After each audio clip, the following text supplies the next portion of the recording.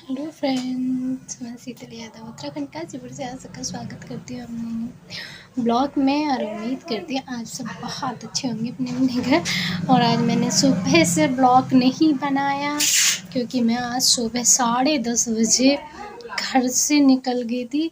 मतलब 10 बजे घर से निकली थी नाश्ता करके। और इतना काम था ना, पता है बहुत ज़्यादा काम था भाई। अभी बैठी हूँ, बस 10-15 मिनट हो गए तो सोचा है थोड़ा आराम मिल गया है तो अब मैं ब्लॉग बना लेती हूँ। तो अभी मुझे एक फेशियल और करना है, पास में आंटी रहती हैं उनका। और बस थोड़ा सा छोटा सा ब्लॉग बनाने के बाद मैं उनका फेशियल करूँगी। और आज मैं बहुत ज़्यादा थक गई हूँ, ये समझ लो खाना भी खाने के लिए घर पे नहीं गई। और मोमो, बर्गर और कोल्ड ड्रिंक रात से यहीं पे मंगा लिया था, उसे भी खिला दिया और मैंने भी खा लिया।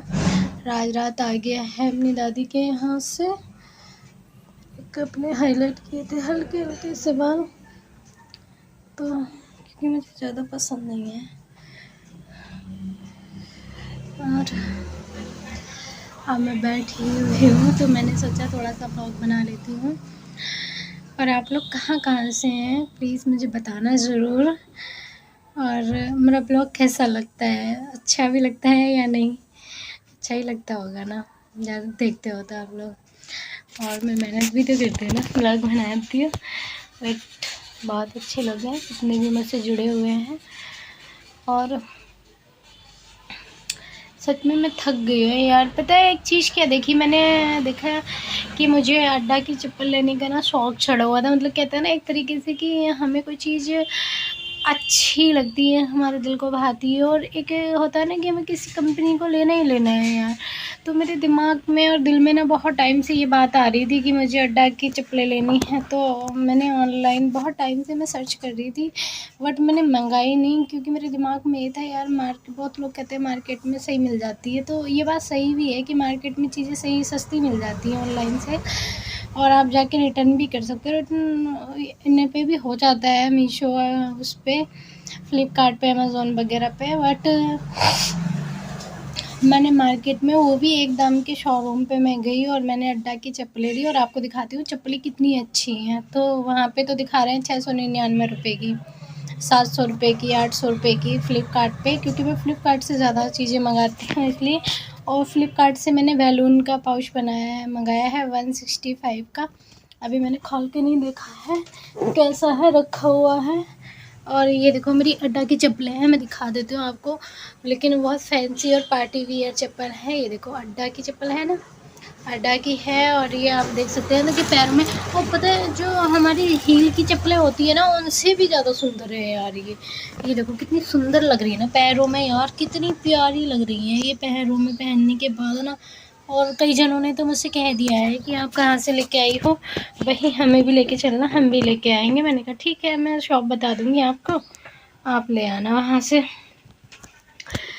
तो मुझे लगा कि मुझे बहुत खुशी भी हुई कि मेरी मनपसंद सैंडल्स मिल गई हैं। और दूसरी बात ये है कि मनपसंद भी हैं और अड्डा की हैं और कम प्राइस में 150 रुपये बच गए यार। 150 रुपये बच गए हैं क्योंकि मार्केट से ख़रीदी तो, वरना ऑनलाइन मुझे 700-800 रुपये देने पड़ते। 800 देती तो 250 रुपये जाते ज़्यादा। तो ज़ाहिर सी बात है ना, अच्छा ही लगा है। तो अब देखते हैं कब तक चलती हैं। अड्डा की हैं, कहते तो यही हैं कि बहुत चलती है, मन भर जाता है, बट टूटती नहीं है। अब देखो, तो मेरे पास सैंडल्स वगैरह बहुत सारी चप्पलें हैं, कम से कम 8-10 जोड़ी चप्पलें हैं आने जाने की। बट क्या है ना कि मुझे जिस चीज़ में कंफर्टेबल लगने लगता है पहनते पहनते ना, मुझे वही चीज़ बहुत पसंद आती है। हील्स के सैंडल हैं मेरे, जो मैंने फ़्लिपकार्ट से 700 रुपये के मंगाए थे, एक और 700 के मंगाए थे। बूट मंगाए थे, मेरे बूट थोड़े से वैसे हो गए हैं, खुल गए हैं साइड से। मैं दिखा के उनको सिलवाऊँगी ज़रूर क्योंकि मुझे वो बहुत पसंद आते हैं। अब मैंने सोचा है कि मैं बूट नहीं पहनूँगी गर्मियों, और मैं यही स्लीपर पहनूँगी, सॉरी। अभी एक सिस्टर आई थी, ये VLCC का फेशियल करा के लेके गई हैं। ये 1 टाइम फेशियल होता है, मतलब एक ही बार का होता है। तो वैसे मैं अपने पार्लर पे ये नहीं रखती हूँ। देखो कितनी किटें रखी हुई हैं, पूरे पार्लर में फेशियल किटें वगैरह हैं। अब मुझे और कुछ ब्रांड चेंज करनी है, मतलब और कंपनियों के भी प्रोडक्ट रखने हैं। जैसे और फ्लेम के हैं रखती हूँ मैं, ख़त्म हो रखे हैं अभी। और फ्लेम VLCC, चारकोल, अरोमा वगैरह ये तो है। और सच में यार बहुत थक गई हूँ, रात को सो के पता नहीं लगेगा कि कहाँ हूँ कहाँ नहीं हूँ करके। तो अब सोऊंगी, जिनसे सामान मंगाती हूँ ना, उनकी भैया की भी कॉल आ रही थी तो मैंने उठाई नहीं। मैं समझ गई थी पैसों के लिए आई होगी, तो मैं ऑनलाइन ही पेमेंट कर देती हूँ। जैसे उसकी कॉल आती है वैसे ही, जो सामान हम लोग मंगाते हैं ना पार्लर का, तो उन लोगों का चलता रहता है।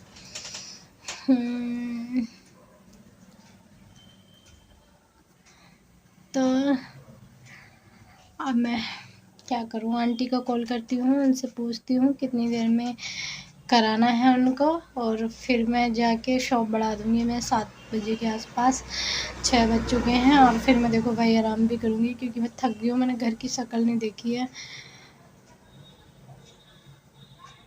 अभी तक, सुबह से 10 बजे से निकल के।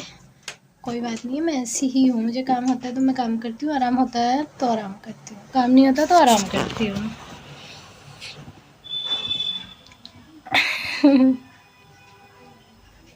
क्या करूँ यार, ज़िंदगी ना एक चलती फिरती जंग है। बस हंसते रहो, मुस्कुराते रहो, वरना किसकी ज़िंदगी में गम कम है बताओ। कहते हैं ना, जिसकी ना सुनो अच्छा ही अच्छा है, और जिसका किसी का भी कुछ वो नहीं है, भरोसा करो और खाओ, मस्ती में रहो, खुश रहो, हंसते रहो, मुस्कुराते रहो, और अपने आसपास वालों को भी हंसाते रहो। क्या पता किसकी ज़िंदगी में क्या गम है, हम नहीं जानते हैं। किसी के फेस से जाना थोड़ी ना जाता है किसी को क्या टेंशन है, क्या प्रॉब्लम है क्या नहीं है ना। बस हमें क्या होता है कि हमें तो बस हंसता हुआ चेहरा दिखता है लोगों का। तभी मैं कहती हूँ कि किसी को भी कभी गलत कमेंट नहीं करने चाहिए, किसी के बारे में गलत नहीं बोलना चाहिए। क्यों नहीं बोलना चाहिए? क्योंकि यार हमको दूसरे की लाइफ के बारे में पता नहीं है ना, और हो सकता है कि जो उस पे बीती हो हम पे कभी बीती ना हो, तो हमें उस चीज़ का अनुभव नहीं है ना, हमें वो महसूस नहीं हुआ, तो फिर हम किसी को कमेंट पास क्यों कर रहे, नहीं कर सकते ना,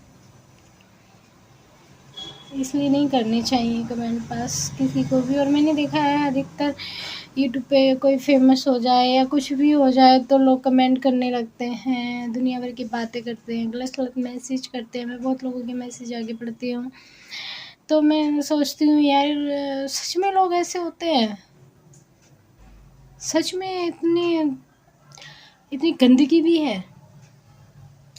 लेकिन नहीं होनी चाहिए। मेरे कहने का मतलब तो यही है कि हमें क्या मतलब है, हमें वीडियो पसंद आती है तो हम लोग लाइक करते हैं, देखते हैं, और नहीं पसंद आती है तो आगे हो जाओ, उसको स्वीप कर दो, आगे कर दो, तो क्या वो पड़ा है यार। लेकिन सबकी अपनी अपनी पसंद है ना। अभी तक देखो मेरे हाथों की मेहंदी नहीं गई है,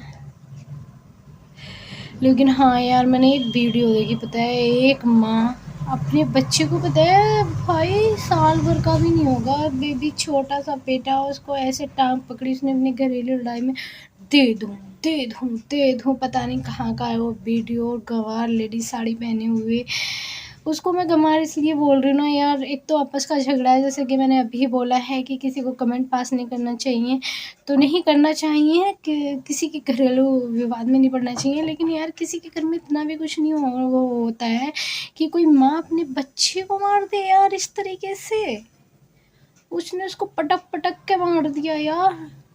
मुझे तो यही समझ में नहीं आ रहा था, उसको इतना पारा हाई हो गया था क्या उसका, मतलब गुस्से का, कि उसने अपने बच्चे को पैदा किया और बच्चे को मार दिया। और उसको बिल्कुल अफसोस नहीं था, तब तक मारा उसने पटक पटक के, जब तक वो मन नहीं गया। भाई मरे हुए को भी पटक पटक के मारा, कसम से देख के ना रूह काँप गई थी। रूह काँपने का मतलब है एकदम कपकपा गया शरीर। मैंने वीडियो हटा दी भाई, मैंने कहा यार ये क्या हो रहा है, मुझे तो कुछ समझ में नहीं आ रहा है। अगर मैंने देखा तो मेरी जान निकल जाएगी। हाँ यार, मैं अपने बच्चों को नहीं मारती, सॉरी यार, कितना भी नुकसान कर दे। हाँ, मैं उसको डांटती हूँ, हमेशा चिल्लाती हूँ उस पर, उसकी गलतियों पे, लेकिन ऐसा कभी नहीं है कि मैंने उसको डंडा लेके फेर दिया है या मैंने उसको कुछ भी ऐसा मार दिया। और कभी बाई चांस ऐसा हो जाता है ना कि वो हरकत ज़्यादा करता है और मुझे लगता है उसको पीटना बहुत ज़रूरी हो गया है इस टाइम, तो मैं उसको जब कुछ मार दूँ ना, तो पता है बाद में रोना आता है कि यार हम बच्चों पे गुस्सा उतार रहे हैं, गलत है ना ये चीज़। तो हमें ऐसा नहीं करना चाहिए। मैं बैठी हुई हूँ, मैं पूरी आ रही हूँ वीडियो में। क्या करूँ, समझ में नहीं आ रहा है यार, सर दर्द हो रहा है। चाय जाके बना के पीनी है। चाय वैसे मुझे आंटी ने भी पिला दी थी, जो मैंने बताया आपको वीडियो में दिखाया गया कि मैं रॉयल है, मैं वहीं पे थी सुबह से, क्योंकि होम उनके घर पे ही जाके सर्विस देनी पड़ती है ना। एक आंटी का तो पैर टूटा हुआ है, वो आ नहीं पाई, हर बार मेरे पार्लर पे ही आती हैं। मेरी कस्टमर है, मैं उनको छोड़ भी नहीं सकती, और उनके यहाँ कोई है ये मैं बर्दाश्त भी नहीं कर सकती, वो कोई पार्लर वाला, क्योंकि वो काम मेरे से ही कराती हैं, तो मैं उनको मना नहीं कर सकती। और मैं उन्हें ये भी नहीं कह सकती आप किसी और को बुला लो। और फिर बराबर में ही एक और रहती हैं उनके, तो उन्होंने भी मेरे को कहा कि जब आए हो तो आप मेरे भी वैक्स वगैरह कर जाओ। तो हमारी रिलेटिव ही निकली भाई, मैंने कहा चलो कोई बात नहीं है। तो ऐसे करके अब हमारे पड़ोस में रहती हैं एक आंटी, उनके भी घर पे ही जाके मुझे फेशियल करना पड़ेगा। एक यहाँ ये VLCC का यहाँ सिस्टर के किया, उनके यहाँ पे दोनों काम फ्री हो गया ही, तो यहाँ पे अब उनके घर जाके करना पड़ेगा। पार्लर में लोग लगा के तब जाऊँगी। उनका घर बिल्कुल बराबर में है। मैंने वीडियो भी शायद बना रखी है, इंस्टाग्राम पे थी, वो डिलीट कर दी है। और उनके साथ में ये प्रॉब्लम है कि उनके हस्बैंड जो है ना वो पटवारी हैं, वो बाहर जॉब करते हैं, और उनकी बेटी की शादी हो गई है।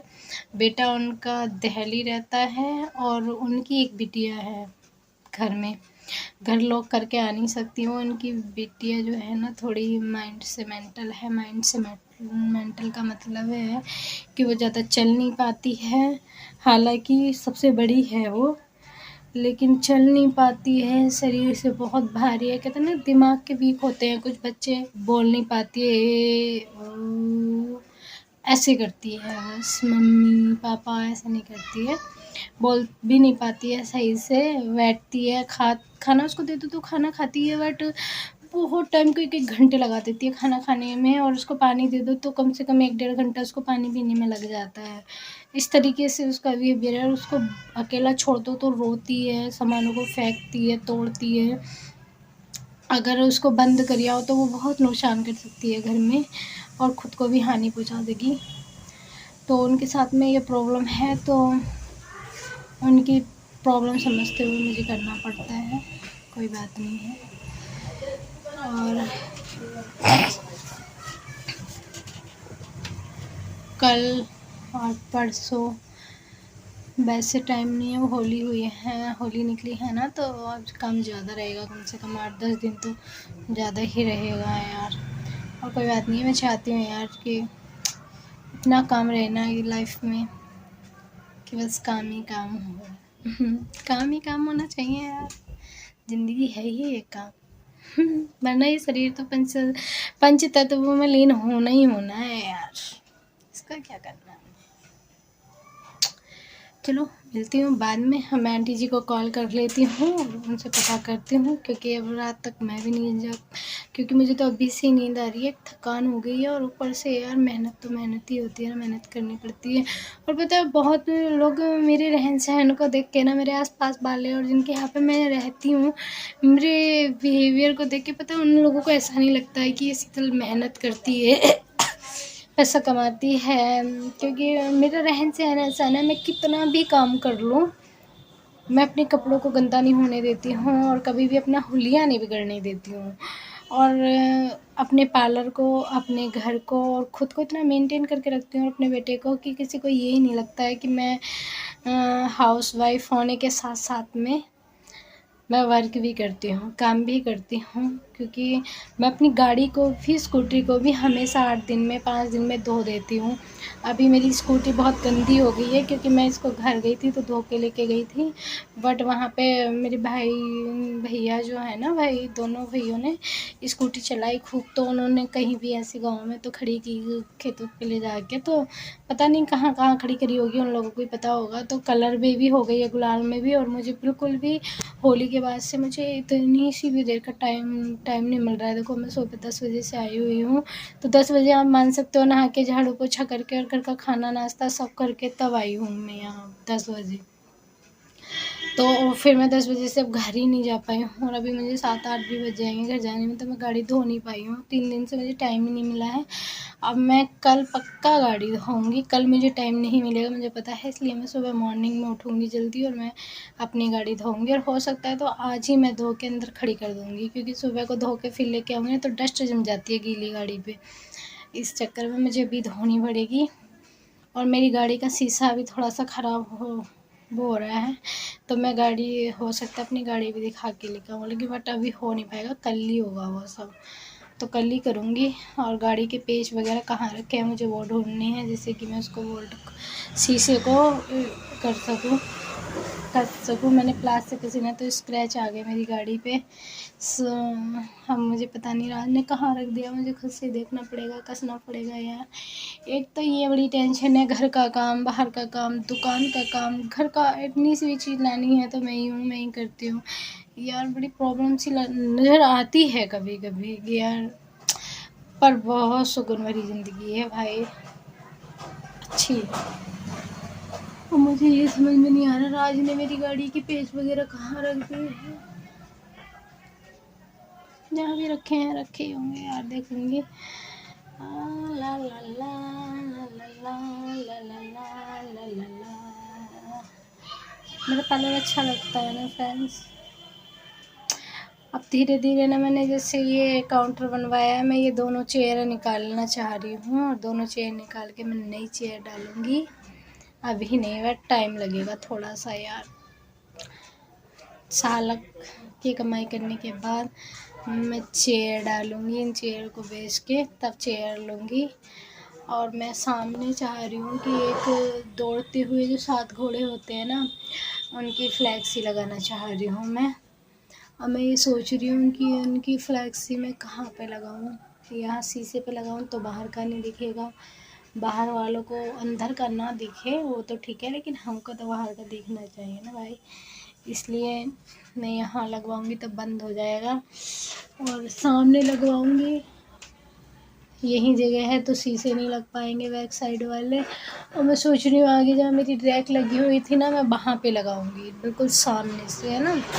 हाँ, तो मुझे बड़ा वाला पोस्टर लेके आना है और चिपकाऊँ, या उसे मैं फ्रेम में जड़वा के लगवाऊँ, और किस तरीके की घोड़ों की पिक वाला फ़ोटो होना चाहिए। अगर कोई मुझसे ये बताना चाहता है तो प्लीज़ कमेंट करके ज़रूर बताना, मैं वेट करूँगी आपके कमेंट का, और तभी मैं ब्लैक से लेके आऊँगी, डन पक्का।